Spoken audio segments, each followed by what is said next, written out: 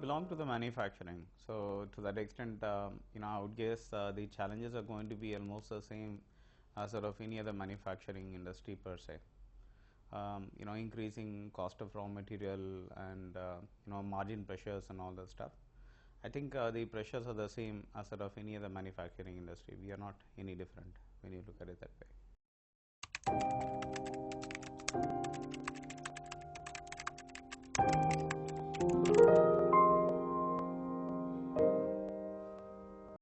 The real IT headache, if you were to look at it from the IT perspective, internally, if you were to look at it from an IT perspective, it will be ever changing expectations of reducing the total cost of ownership and ensuring that you are able to manage your total cost of ownership within the overall expectations of the business. That's one.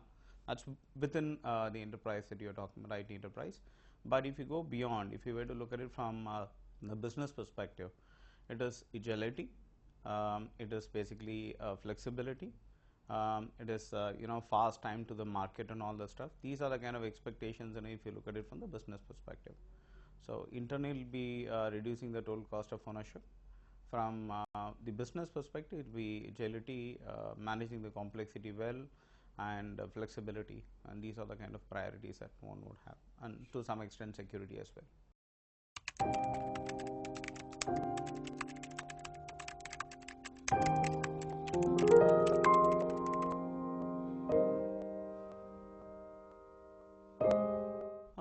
Probably I'll just add one more kind of dynamics to that. One more thing is basically analytics as well, because you are in the manufacturing industry, so to that extent, you need to understand the data analytics is also very important. There are different sales related data, costing related data will need to be churned out so that right decisions are taken. So when you look at it from that perspective, the priorities, the topmost priorities, if you were to look at it, I think it starts with the data analytics first of all. So internally, you need to have some kind of enterprise performance management system or a corporate performance management system, put up in place, wherein you have a top level business level KPIs, and then subsequently rolling down to the lower levels, visibility of the different aspects of the business, how the business is performing and all that stuff. Then when you look at it from the reducing total cost of ownership, which is the internal IT objective, and also looking at from the agility and the managing the complexity perspective, I think cloud plays an important role, because over a period of time we would like to sort of move from the private cloud to the public cloud, or to a hybrid cloud, and subsequently to the public cloud. So that's a kind of a priority. And somewhere down the line, mobility also plays an important role, because overall, if you were to look at the entire industry is talking about social, mobile, analytics, and cloud. These are the buzzwords that we are talking about. So I think beyond social may not be that relevant to us if you were to look at it from the overall roadmap perspective, but mobility, yes, it's kind of important to us. So analytics, cloud, mobility, and then subsequently the social. Great. So this is a kind of a roadmap that I would look at it for Mosbag.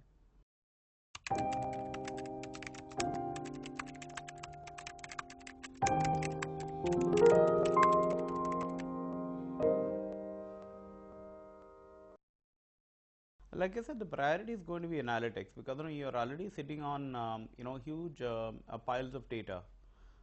Almost everyone is running an enterprise application. So basically we run enterprise applications. We also have IT enabled almost every business process within the enterprise. So to that extent, we are sitting on gold mine of data. So how to utilize that gold mine of data into meaningful analysis and taking the business forward in the right direction. That's where the analytics is going to come into picture. So I would guess analytics is going to be top of the line kind of a requirement that I'm talking about. Then secondly, like I said, the total cost of ownership and the agility that the business expects from us. So from that perspective, cloud. So I'm prioritizing that way. Then subsequently following it up with mobile. Whenever there is an opportunity for you to deliver value to the business through the mobile, so mobile would come subsequent to that. Social, because the kind of business segment that we are in, it's more of kind of B2B.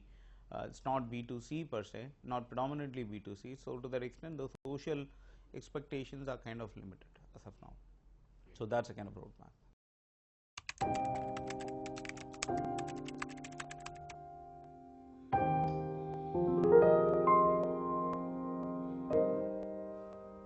See, I'll tell you what, I mean, if you were to look at the cloud has been there for, ages now. It has only taken different avatars over a period of time.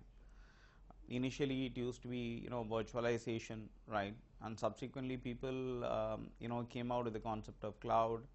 Then there was a private cloud, there was a public cloud. It was always cloud. I mean, in a sense, like, then people started talking about hybrid cloud and all that stuff. So over a period of time, it has established well. Even about 3 years back or 5 years back, cloud used to be a buzzword in the market and it was not a reality. There was a lot of reservations in putting certain amount of data onto the cloud. But slowly and steadily, people have started realizing that, like say for example, if you have money, right, you would be putting it in the bank.